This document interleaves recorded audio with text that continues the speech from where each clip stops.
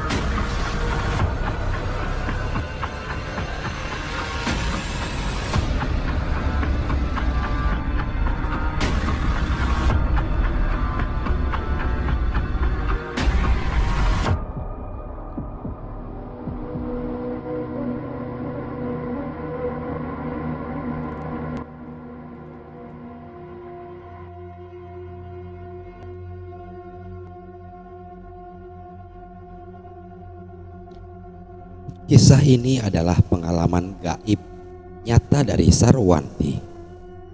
Semasa di SMA, dia tersesat di hutan Jati Kramangan. 9 temannya mati karena makan daging ular siluman. Dia sendiri yang selamat, namun harus menjalani kutukan. Bagaimana kisah selengkapnya? Mari kita mulai. Sarwanti adalah gadis kampung di desa kecil di wilayah Palas, Lampung Selatan. Tinggi gadis berkulit kuning langsat ini 160 cm. Berwajah manis dengan rambut ikal sebahu. Sarwanti merupakan anak bungsu dari 3 bersaudara. Marsono, ayah Sarwanti, hanyalah seorang petani kecil, sedangkan Sudarmi, ibunya, hanyalah seorang pedagang pakaian bekas di pasar Warangan, pasar paling besar di daerah Palas. Jangankan memiliki mobil, rumah yang mereka tempati saja merupakan warisan dari sang nenek. Dan jangankan makan di restoran, makan nasi lauk ikan asin saja sudah sangat senang.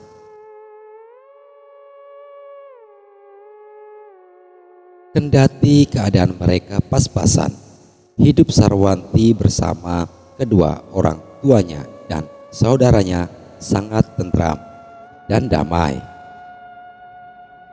Walaupun mereka hidup dalam kemiskinan, Marsono dan Sudarmi lebih mengutamakan pendidikan yang tinggi untuk anak-anaknya. Mereka semua mendapatkan beasiswa.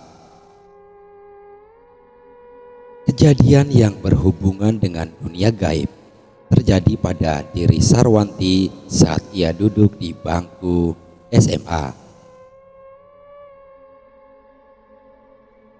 Kala itu ada kegiatan meraih muka yang diadakan sekolah tingkat SMA-nya se-Kabupaten Lampung Selatan. Raih muka merupakan salah satu kegiatan ekstrakurikuler yang berhubungan dengan pramuka. Ada salah satu wakil dari sekolah Sarwanti yang tidak bisa ikut, yaitu Nur Hayati. Entah mengapa Sarwanti yang ditunjuk sebagai penggantinya. Sebenarnya Sarwanti tidak terlalu hobi dalam pramuka, tapi karena ditunjuk sebagai pengganti mewakili sekolah, apa boleh buat, ia lakukan juga.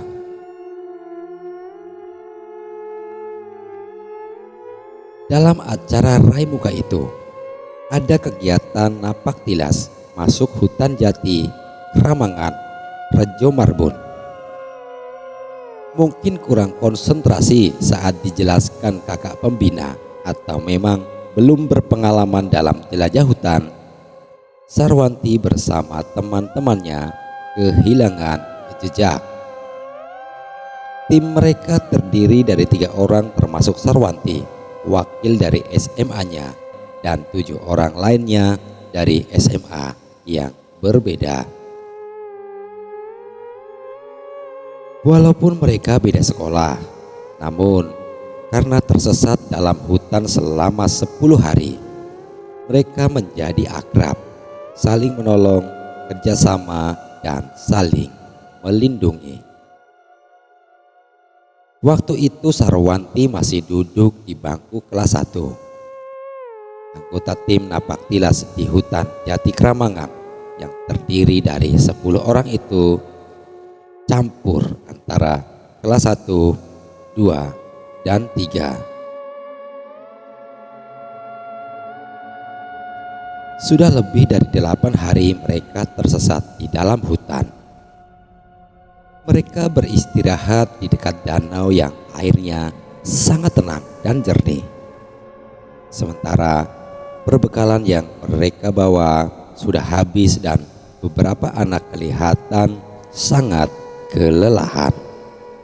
Ketua tim yang bernama Eko memiliki inisiatif mencari ikan di danau sekitar untuk mengisi perut mereka agar bisa mendapatkan stamina untuk melanjutkan perjalanan mencari jalan pulang.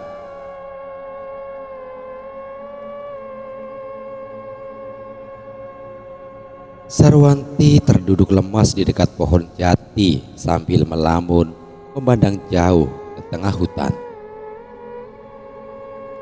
"Wanti, sudah sana, kamu kumpul sama teman-teman yang lain," ucap Eko pada Sarwanti. "Kamu gak usah cemas begitu, kita pasti keluar dari hutan jati ini, oke?"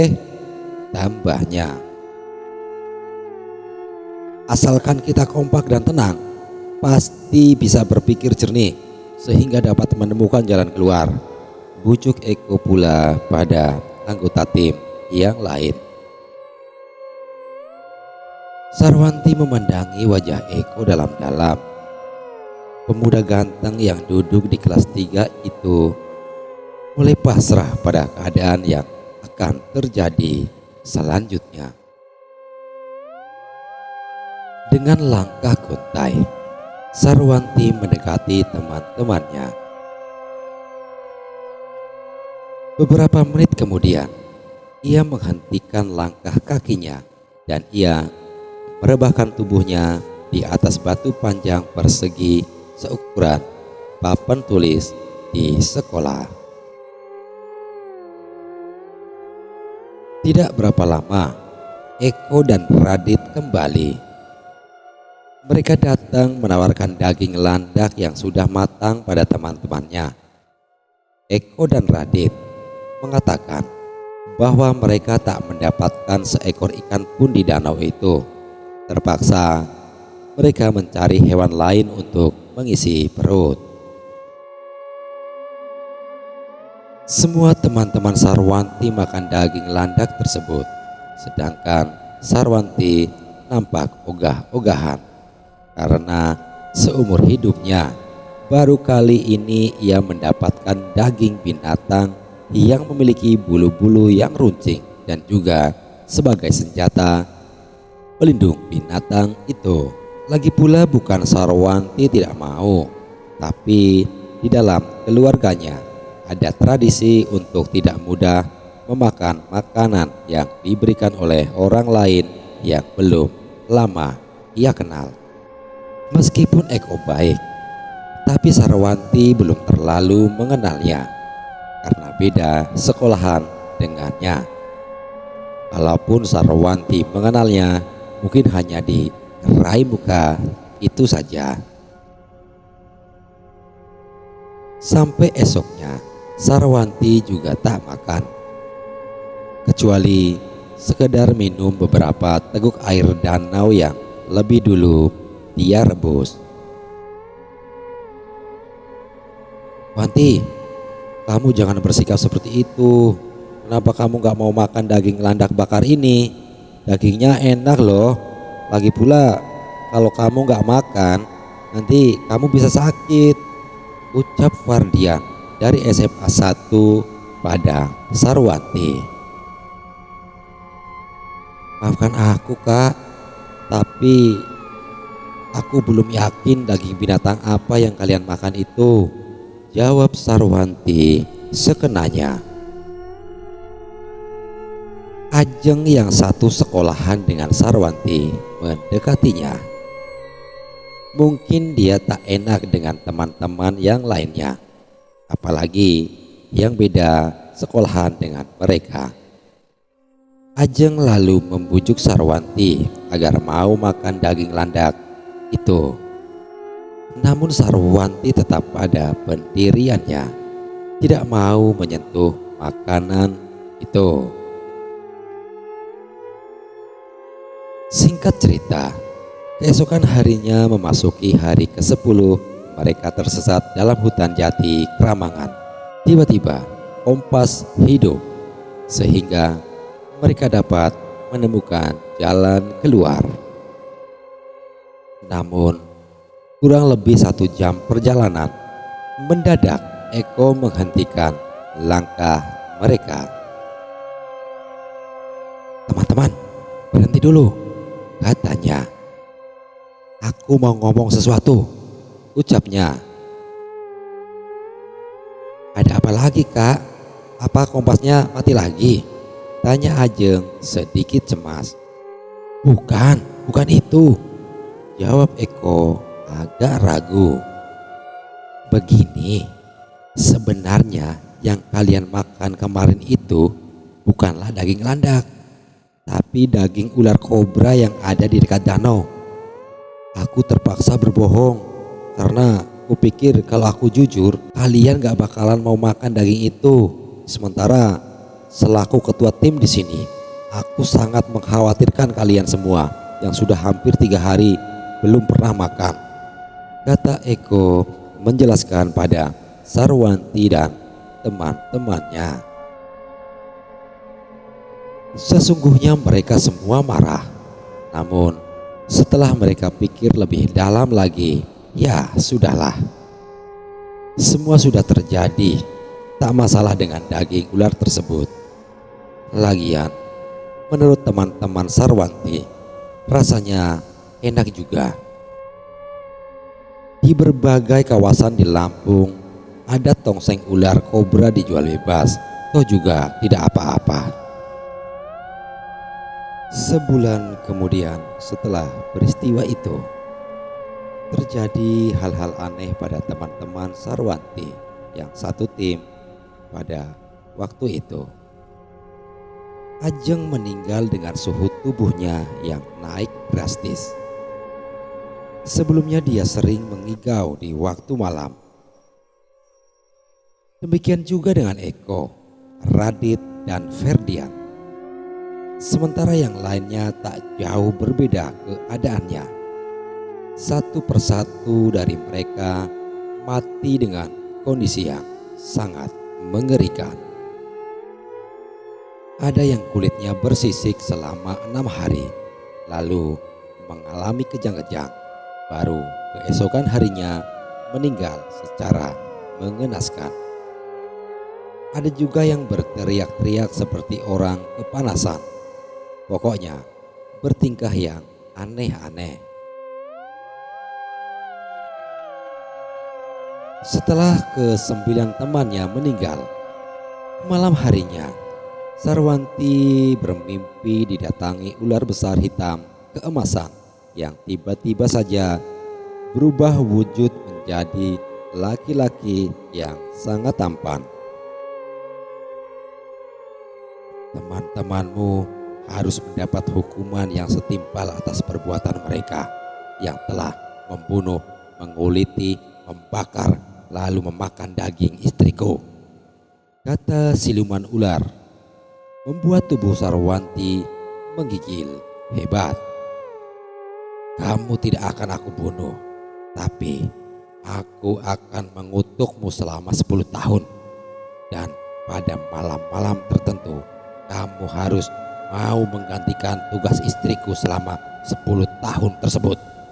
Tambahnya dengan mendesis. Rupanya lelaki itu adalah suami dari siluman ular hutan Jati Kramangan. Sarwanti tertegun, diam dan lemas.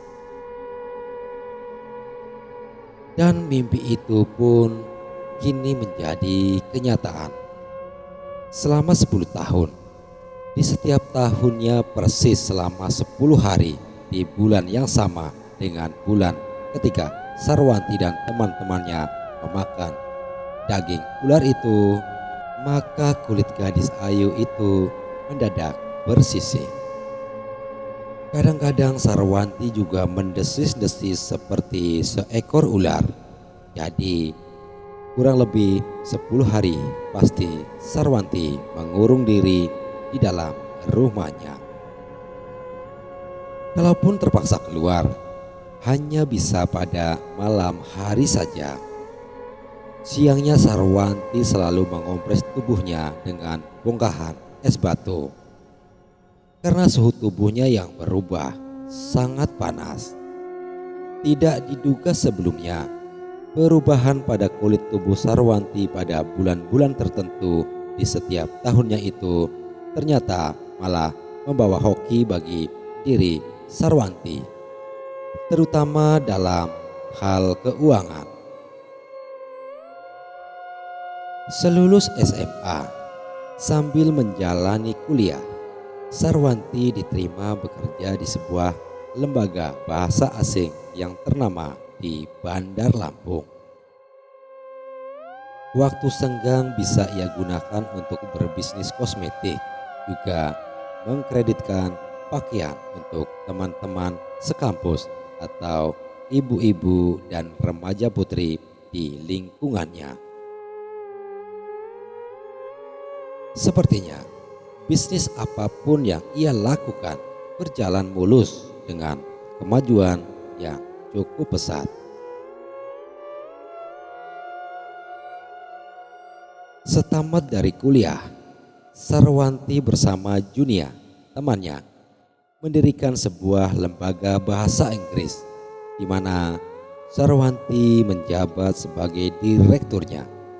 Sarwanti juga mengadakan kerjasama dengan beberapa PJTKI dalam memberikan les bahasa Inggris. Lambat laun, usaha Sarwanti berkembang kian pesat, bahkan telah mampu membuka cabang di luar kota. Dalam jangka waktu sekitar 4 tahun, Sarwanti sudah mampu memiliki rumah sendiri, mobil, dan juga perabot rumah yang semuanya serba lek. Di usia 30 tahun, Sarwanti sudah memiliki segalanya dan dipandang sebagai gadis kaya untuk ukuran seorang gadis desa.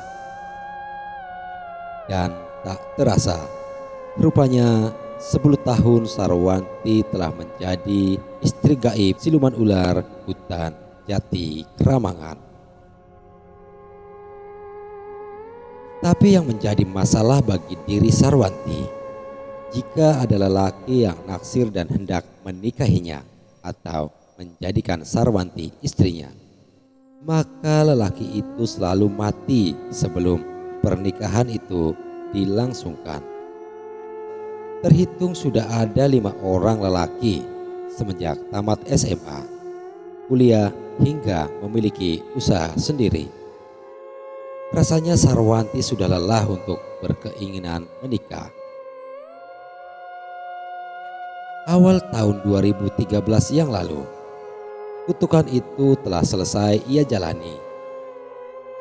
Kulit Sarwanti tidak lagi bersisik dan gadis yang memiliki keindahan ragawi nan memikat itu bisa leluasa keluar pada siang hari tanpa takut kulitnya terasa panas atau melepuh seperti sebelumnya.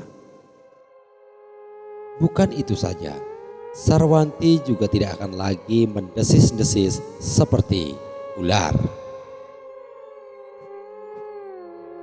Sarwanti menjadi yakin bahwa kutukan itu telah berakhir dan benar-benar hanya 10 tahun yang harus ia jalani sesuai ucapan siluman ular hutan jati itu. Akhir tahun 2013 yang silam, Sarwanti telah menjalin hubungan serius dengan Robert McCarthy, seorang pengusaha garmen asal Jerman yang telah 2 tahun tinggal di Bali. Dia sangat mengagumi keindahan Indonesia, terutama Bali. Perkenalannya dengan lelaki asal Jerman itu terjadi karena Sarwanti sering ke Bali dalam rangka ujian untuk anak-anak didik Sarwanti. Sarwanti selalu berdoa, kalau memang lelaki itu adalah jodohnya, Tuhan pasti akan menyatukan cinta mereka.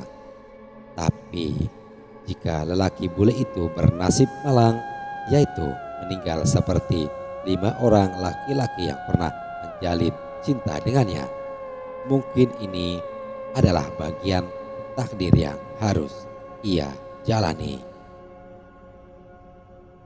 Demikian kisah kali ini. Sekian dan terima kasih.